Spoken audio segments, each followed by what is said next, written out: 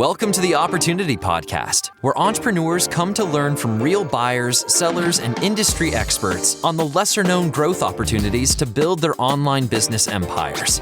We'll uncover tactics veteran online business entrepreneurs have used to build, buy, flip, and sell their way towards personal wealth. Sit back, grab a coffee, and get ready to uncover hidden growth secrets. The Opportunity Podcast starts now.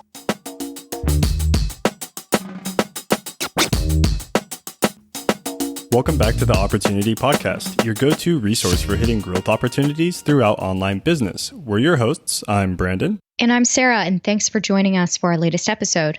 Today we'll be speaking with Ryan Smith, Head of Partnerships at Emotive, a service that enables e-commerce businesses to scale one-to-one relationships through conversational text messaging. Ryan digs into the power of SMS messaging, everything from its high open rates to its ability to build personal relationships with customers, which ultimately converts to more sales. In this episode, Ryan explains why e-commerce brands should be utilizing omni-channel marketing techniques to build better relationships with their customers, and the benefit SMS offers those looking to build their own customer list while maintaining better control of their brand's voice. By taking control of your direct messaging story, e-commerce brands can send valuable information and marketing material that is in sync with where your audience currently stands within the sales funnel. Ryan also explores how using SMS in tandem with optimized email campaigns can better increase your conversions compared to performing paid advertising alone. That's right, Sarah. But we don't want to give away too much just yet, so let's dig into the interview and see what Ryan has to share. And then at the end of the episode, we'll go over a common question that online business owners face and what you can learn from them. So let's get started.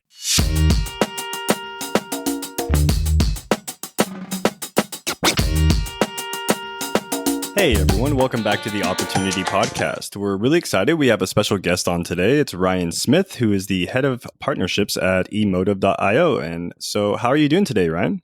I'm doing awesome. Thanks so much for asking.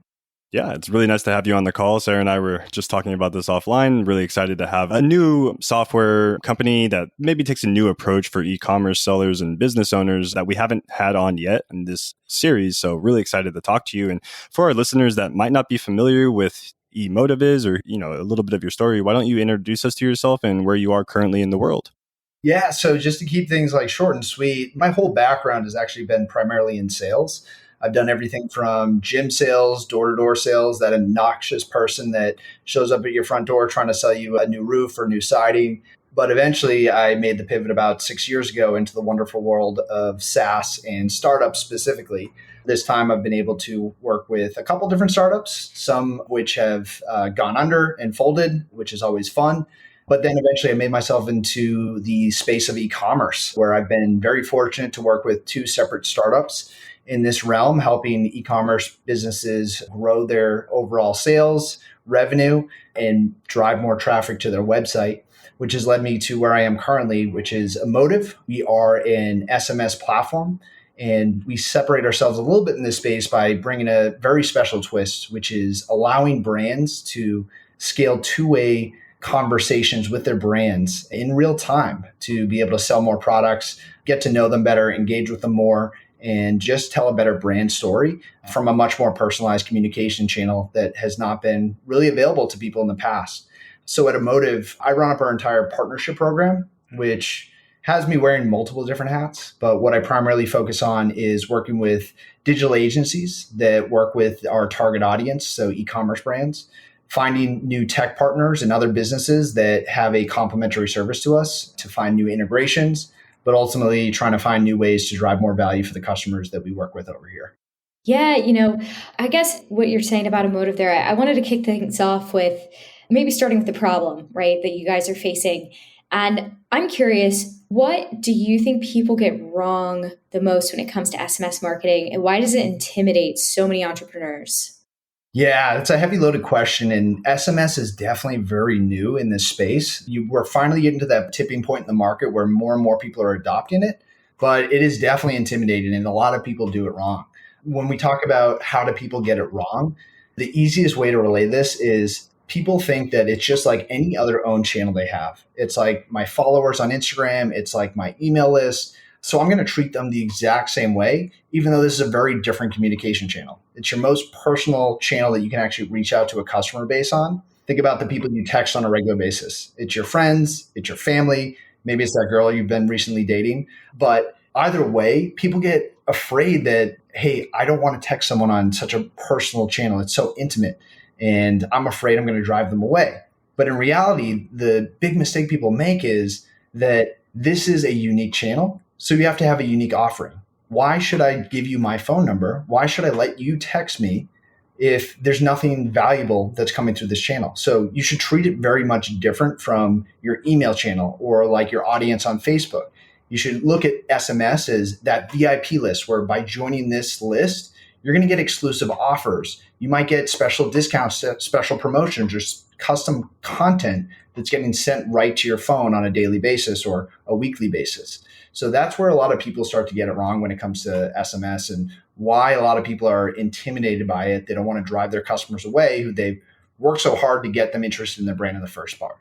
That's interesting because, you have a good point there. You think about who you're texting. It's actually so much more personal than we make it out to be. I never really thought about it that front. Maybe because I'm barely actually using real texting on my phone anymore. Traveling around the world, you lose the ability to just use your phone as normal and nobody's on WhatsApp. So completely, yeah, exactly. Skype Live, completely different. But you did hit on something there. I want to ask you this, even though it's going to feel painfully obvious, but I think it's worth clarifying. So when you're talking about relationships, why would creating relationships with consumers that feel human and personal matter? Especially when you're doing something like, this form of marketing that you're doing with Emotive. Yeah. If you think about it this way, unless if your goal as a business is to sell to someone one time only, and that's it, it doesn't make sense to be personalized. Let's just blast them with ads. Let's get them to buy one time. But if we're looking to grow a sustainable business model with loyal followers, you need to separate yourself somehow. And chances are, whatever you're selling out there, there are probably hundreds, if not thousands of other brands that are selling something very similar to you. And one of the best ways that you can separate yourself from everyone else is if you actually care about your customers and show them that, hey, we're much more than just a t-shirt company. We're actually people that care about a specific mission or brand or, some type of vision for the future of the world.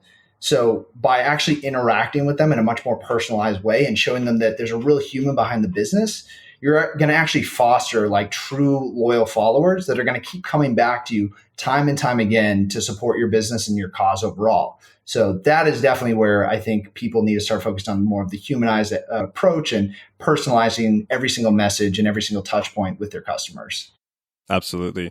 I'm curious. So how does Emotive go about promoting this one-to-one relationship through conversational text messaging? Are you promoting the fact that you guys have maybe a set template or maybe a certain strategy to building those relationships? Or is there more of that custom approach that you're offering your customers? Yeah. So like any software company, we do rely a lot on data. So we're able to, pull in the number from the 1,000+ brands that actually leverage our platform today. So we do offer people a variety of different ways to interact with their customers. Yes, we do have templated conversations that we've seen work very well for some of our top performing brands that you can easily just implement as you start to build out your strategy. But, when it does come to each brand, every brand's a little bit different. Their messaging is different. Their product offering is different. Their customer base is different. So we give them the ability to scale these conversations using a combination of AI and real human beings who we staff on our team that can oversee the conversation. So instead of dealing with a generic bot that a lot of people are probably familiar with, like a Facebook Messenger bot or that generic bot that's on someone's website, we actually have a real human being staffed and trained up on the conversation itself, the product, and being able to engage with that customer, ask them the right questions to learn more about them, to be able to recommend products in real time or help drive more engagement and more brand awareness overall of what your mission is. So that's where we really start to separate ourselves. And that's how we're trying to drive that human to human interaction, but also not overwhelming the brand owner, the consumer, the company with physically writing back to every single customer that signs up for your text list. We give you the ability to scale it in real time. Yeah, that's a really great strategy as far as the service that you're offering. For e-commerce owners, since you've dealt with so many of these different brands and, from all spectrums, from large businesses, I'm sure, down to the smaller ones, what would you say is the most common hurdle that these e-commerce store owners face? And what is it that you can usually help them with in overcoming these obstacles? Yeah, as far as what e-commerce brands typically face, their biggest challenges are number one is always traffic. How do I get more people to my website so that I can convert them? And that's a challenge in itself, right? But one of the challenges or mistakes that I see a lot of these brands make is they're paying for ads all day, every day, driving a lot of traffic, but they're doing nothing to convert them to an own channel, like email, like SMS, like a Facebook Messenger channel. They're not doing anything to allow them to continue that conversation at no cost. So if you're constantly spending money on ads and you're not doing anything to convert them to a lower cost channel like email or SMS, you're really missing out big time. But the other side of things is they're not engaging with their audience and using their feedback to actually build a better brand reputation and build a better product and better brand overall. I mean, the easiest way to look at this is how many times have you actually gotten an email or a notification to leave a review after you've bought a product? If you're not getting that type of feedback from your customers, how can you improve your business? How can you figure out why people aren't buying more or why they're not loving your product as much? So it's kind of like a twofold thing, which is converting people to your own channels, but also giving them feedback and taking their feedback in to improve your brand and your business over time. That's really cool. For my question, I wanted to take a step back and talk about businesses at a different point in their journey, which is e-commerce entrepreneurs who are, starting from scratch. So first started out, they've got their customer base, maybe they're starting to make sales and they know they need to create a relationship, but they don't know how to do it. What would you say would be the right initial steps that they should take to start building those relationships? Yeah, there's a couple different approaches that people can take. And luckily for me, my prior company, I was actually on the phone with very small businesses that were probably doing less than $1,000 in sales every single month. So I got to really get a deeper dive into what it's like trying to build that type of business and the challenges that they face. And there was always like a reoccurring mistake that people were making. Yes, it's important to get a great product out, which a lot of them were very focused on, but they weren't focused on actually owning the customers. So there are definitely certain channels like, and not to knock any of these channels, but Amazon or eBay, where you get a customer, what happens to their contact information after? You don't actually own it.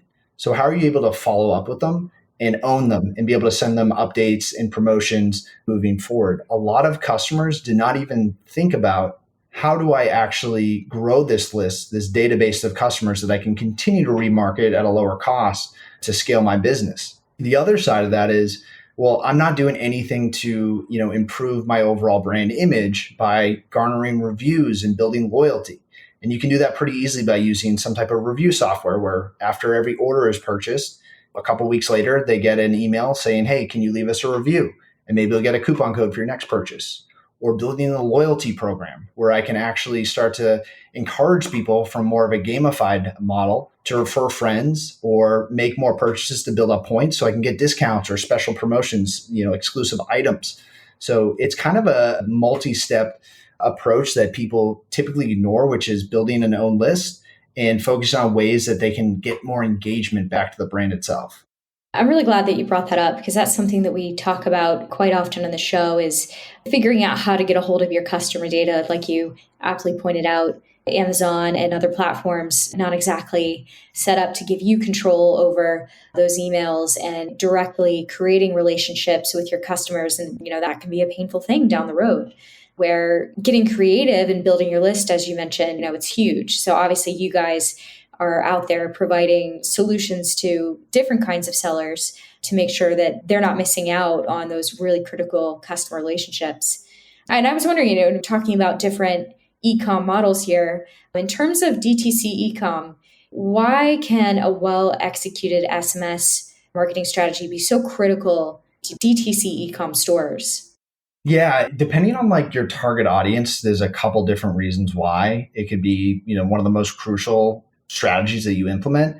If you have a younger demographic, think about where everyone's spending their time. They're always on Instagram, Facebook, social media, these different channels like TikTok, which is blowing up like crazy right now. You need to meet your audience where their eyeballs are. And they're going to open their text message. Across the industry, we're seeing a 99% open rate on text message. And even if you're doing an incredibly well executed email campaign, you're probably seeing a 35% open rate. So a lot of people are missing the messages that you're actually sending out. So the open rate alone is very, very telling on why this is a way that you can use SMS to its maximum capacity and see the best ROI overall. But also the information that you gather from them is super critical as well. Can you pull in their order history? What products have they recently bought? How often are they actually responding to your text messages? You can use all this data to actually craft a better strategy and segment your audience based on who's most engaged, who's buying the most often, who should I send a discount to, who can I re-engage in different ways. So overall, from an industry standpoint, SMS is definitely proven to be one of the most profitable channels that any D2C store can actually leverage.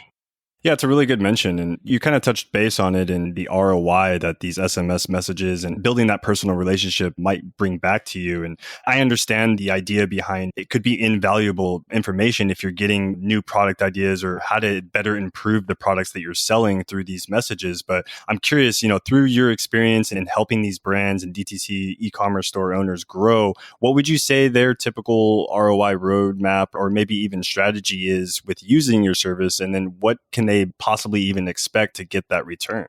Yeah, so our average customer is seeing about an 18x ROI. So it's an incredibly powerful channel. Just one thing that anyone should keep in mind as they're getting into this, if you're starting from scratch, you have 0 phone numbers, it might take you 2 or 3 months before you really start to see any substantial ROI. But like any other owned channel, the longer you're using this solution, the more you're growing your database and your numbers and you're in the platform, the more results you're going to see. So really when you start hitting your stride is around the 6 to 12 month mark. And then it's just skyrocketing from there. We have customers that are seeing as high as a 70 times ROI, which is just insane to think about. But it really is just one of those channels where with a low investment, low touch point, we're talking anywhere from 4 to 10 messages a month you're sending through this channel, you're going to see a substantial ROI.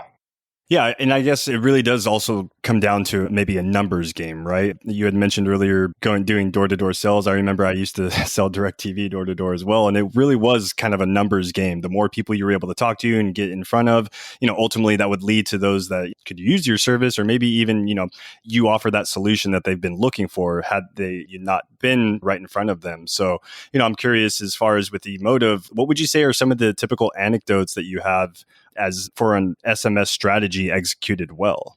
Yeah, so there's definitely a couple different strategies. When we look at, Emotive specifically, some customers are more focused on those mass messages out to their customer base. And you're going to start with a relatively low touch point, 1 to 3 messages a month to your entire audience. And that could be as little as a couple hundred people. It could be as big as, 15, 100,000 customers as well. But one of the approaches that people are trying to take is, I want to condition this highly engaged audience to expect to see more text messages. You don't come out of the gate sending 15 messages your first month to your audience. You slowly will ramp that up to the point where you hit that happy medium where you're not seeing a big opt-out rate, but you're getting more engagement and more sales over time. But what I really love that a lot of our customers are doing with Emotive is, having those actual conversations before they even purchase for the first time. Someone comes to the website, they opt to receive text messages, and having that conversational transaction, we're asking questions in real time and saying, hey, let's just say this is a coffee company. What type of coffee do you like? Do you like your typical bean bags where you grind it up yourself and you put it in your French press or whatever coffee machine you have? Or do you like cold brew concentrates that are already pre-made for you? And then from there, what type of flavor, what type of roast do you like? Do you like medium, dark, bold?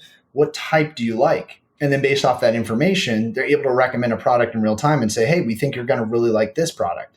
And that just makes the whole buyer journey so much easier. Because if we think about the way we've all shopped, 15, 20 years ago, was we'd go into a store. And if we were brand new to this company, we'd probably ask the person at the front desk or the person walking the floor, hey, what do you recommend? What do you like here? It's the same thing when you go to a new restaurant. Hey, what item on this menu do you like? You got a huge menu. I don't know what to pick.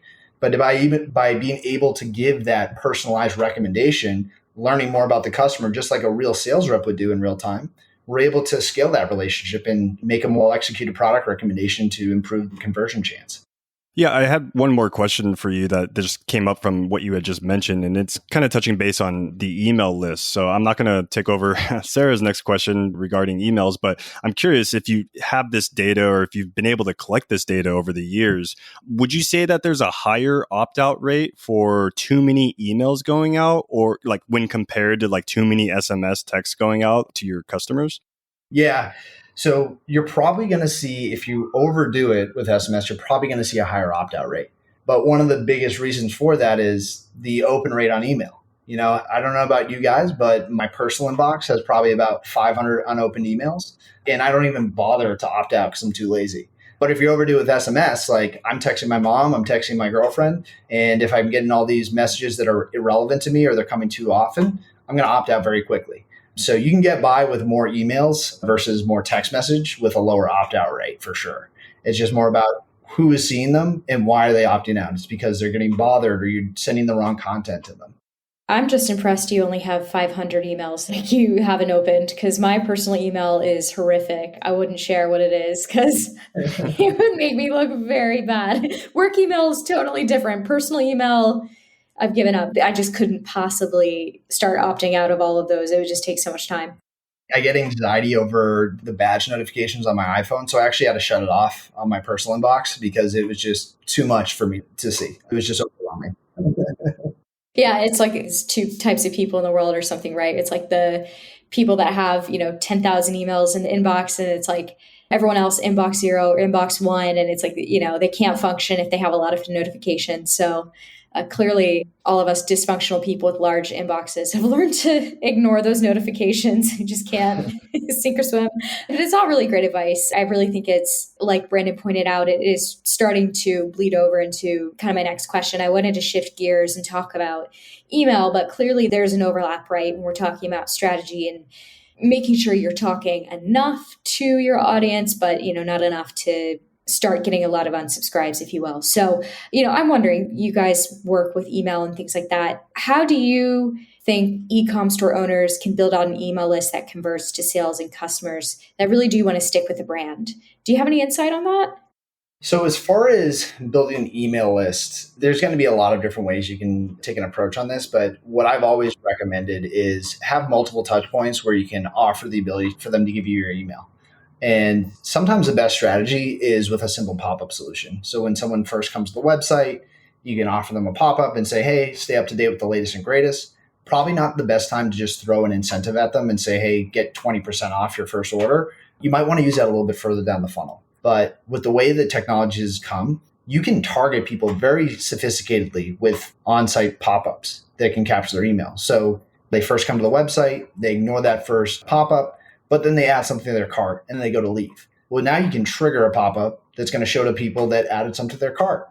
Now might be a better time to say, hey, before you go, here's 15% off your order today if you give us your email. So it's a really easy way to actually get that there. Beyond that, it's also about thinking about protecting your list and how can you get them more engaged.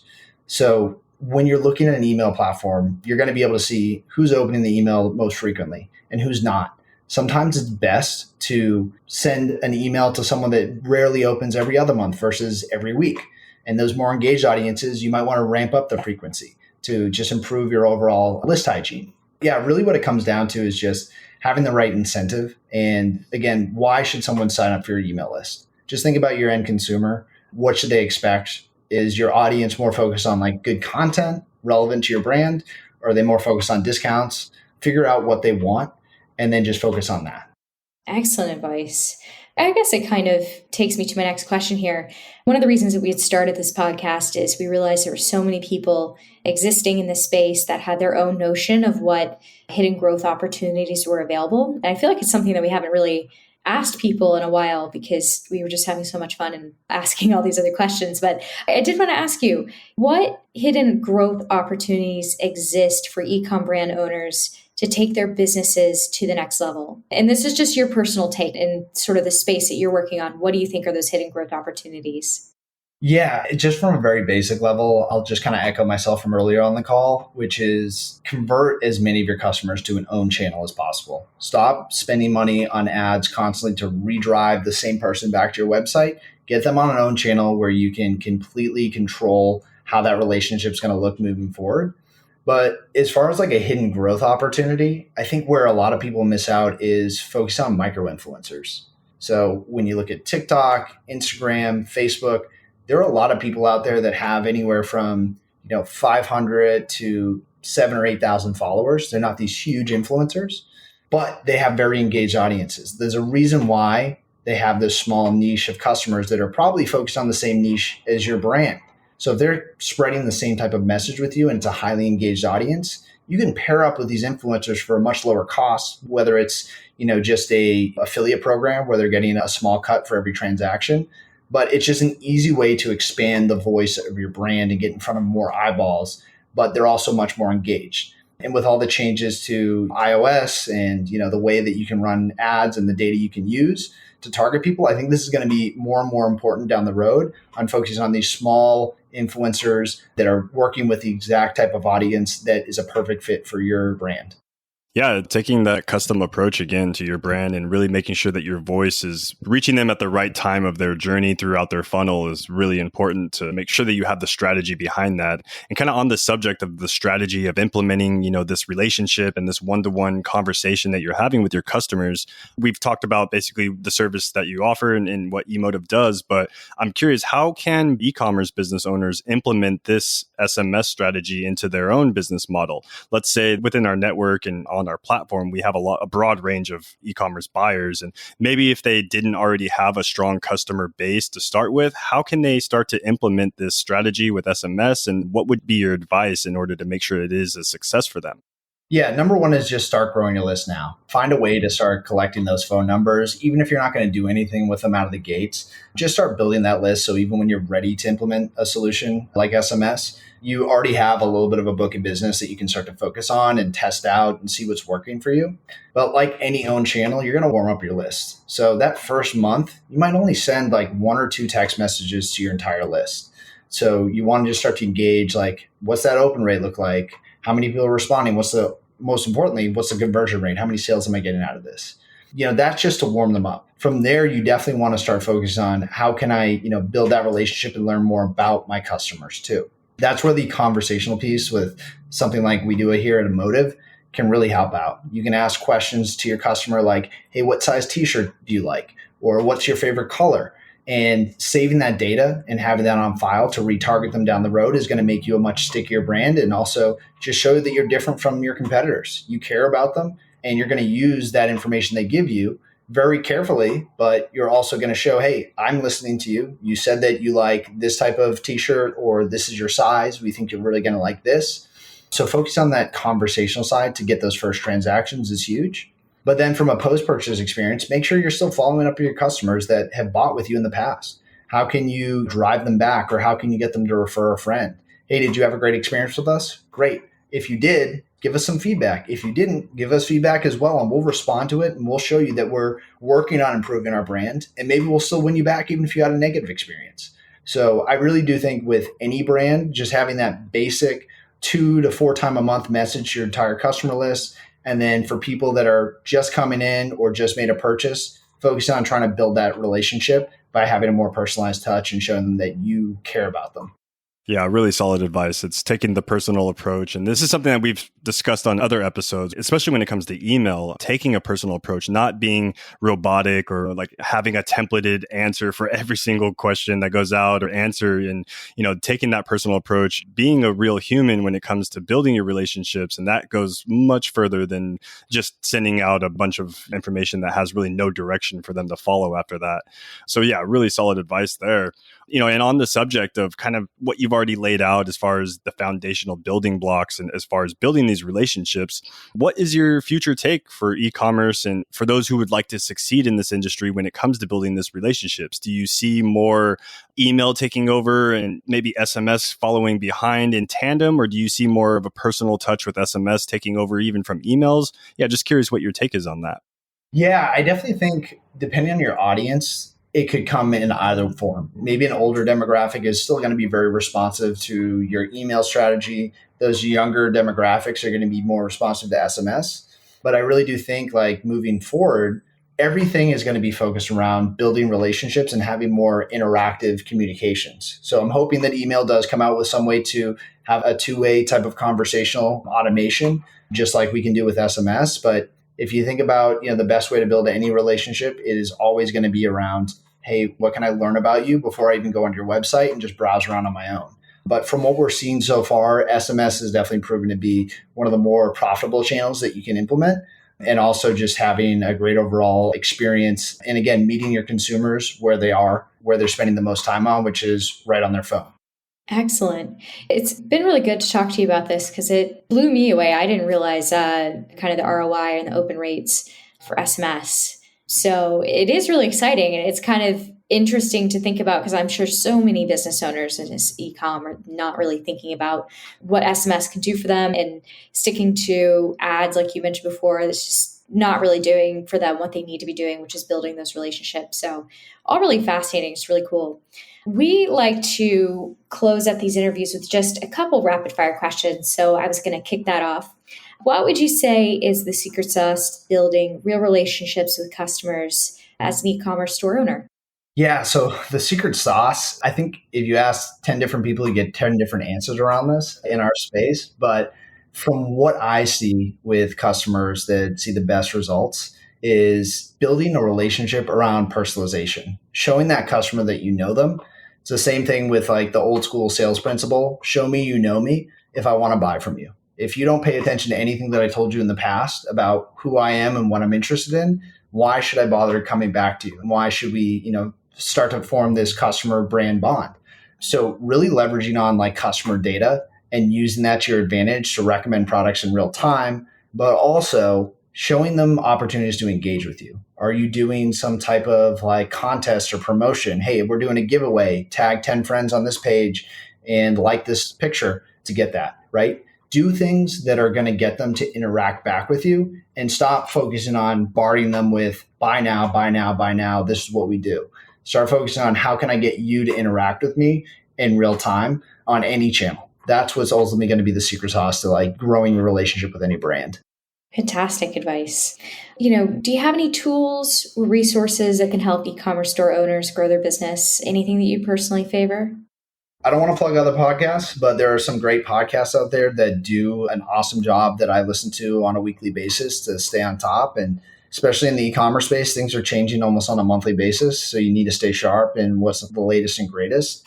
Feel free to edit this out. But the Unofficial Shopify podcast by Kurt Esther is amazing. He's a great resource for everything that's new and latest in the space. But also, if you just look at some of the major platforms out there, especially Shopify, Shopify has an incredible ecosystem of partners, but also internal resources where you can learn just about any aspect of growing an e-commerce business, whether it's what are the best tools to use, what are the best practices to implement, how should I handle shipping and fulfillment. You can basically get a master's degree in e-commerce in under a month just by going through Shopify's online resources. As far as tools go, there are definitely a lot of tools that brands use. And this is actually one of the biggest mistakes I see brands use, especially on a platform like Shopify, is on the back end of their store, they have 50 different apps installed. And if you ask them what they do, they only know what one or two of them do. So focus on something that's going to improve your SEO, focus on something that's going to improve your shipping and fulfillment, and focus on something that's going to convert customers to an own channel like an emotive or an email platform, something like that. Yeah, really solid mention. And, that's a great approach that you've laid out here. I'm sure a lot of our listeners and maybe even a lot of e-commerce store owners, they never really thought about like branching out away from Shopify or from Amazon or eBay, whichever platform is kind of like their breadwinner, right? They've always just thought, okay, well, I'm doing really great on this platform. It's working for me. Let me just stick it out. And they didn't really think about that aspect of, okay, maybe if I diversified my platforms, maybe I might be able to reach someone at a different stage in their buyer's journey than that ads or PPC, it just doesn't convert as well in. And so I think it's a really awesome opportunity that we got to have you on and speak to you about this, just because it's not something that we typically hear, from a lot of business owners when it comes to this type of channel and building those relationships, right? So yeah, really great advice there. And final rapid fire question for you, Ryan. So this is kind of a funny one. We usually like to wrap these calls up with. So what has been your funniest moment working online as a digital entrepreneur? I wish I had a good example. If anything, I have just examples that are embarrassing for me.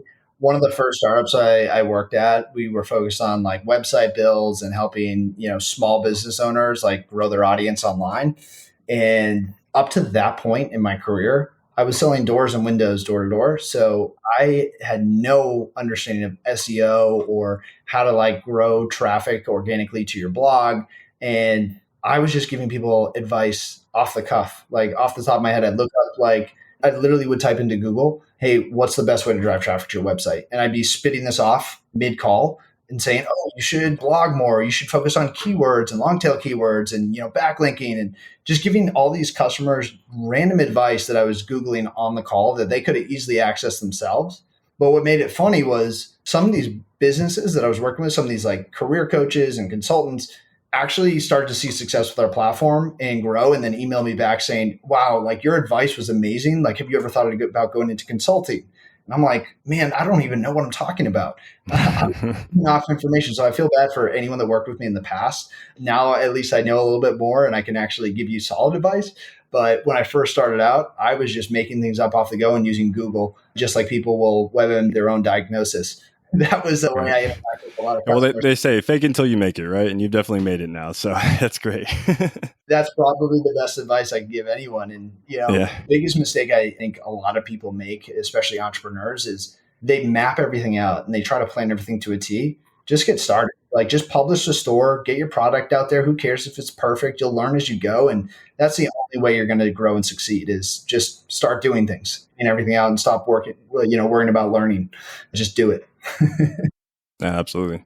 Trial and error. That's the only way we can really figure out what is going to work. And I guess that's really the way that most products are developed to the standard that they are today, right? They started off with a prototype. They got some feedback from their customers, made sure that it was a great change to the product. And then ultimately, before you know it, you have an excellent product that people love because you got that feedback from them, right? Yeah. And if you've ever used something like Indiegogo or Kickstarter, I've gone through that. I've bought and backed things and gotten them and been severely disappointed. But I know that those businesses are still around and they've figured it out. So just ship it, I love that. Just ship it. That would be a good tag phrase. Well, cool. So thanks so much, Ryan, for sharing some of that with us and giving us your perspective. I think people who are really hungry to get some good email marketing tips and now SMS marketing tips are going to walk away pretty happy with this episode. So just thanks again. Yeah, it was awesome to be on here with you both, Sarah and Brandon. Appreciate the time. Same here.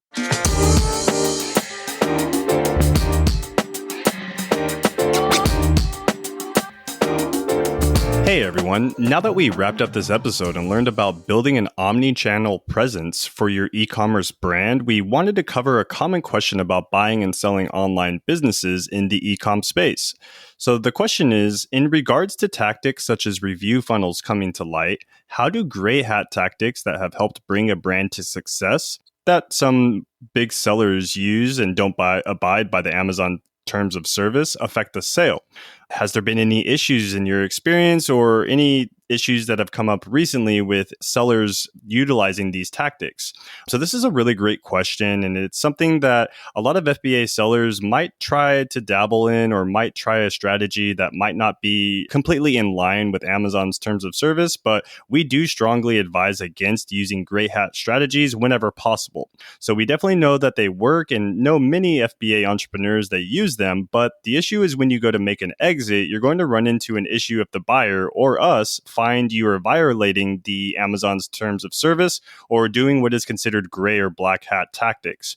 So it can be a great way, sure, to build your business up in terms of cash flow, obviously, but you'll run into a lot of issues and obstacles when you try to exit the business, or even worse, you may have your Seller Central account shut down completely, losing all of that hard work that you just put into building your business. So we do advise to stay away from gray or black hat tactics when building your FBA brand, as again, this might, cause a bigger issue when you decide to go and make an exit down the road. All right, everyone. That wraps up this week's episode of the Opportunity Podcast. We hope you've gained some valuable insight on the opportunities that digital acquisitions offer. Click the link in the description or visit empireflippers.com/marketplace to learn more about listings currently live on our platform. If you enjoyed this episode, be sure to leave a review and subscribe to this podcast for more great content that will be released very soon. Thanks again for tuning into the Opportunity Podcast, and we're looking forward to having you back next week and hear from your fellow entrepreneurs and online experts.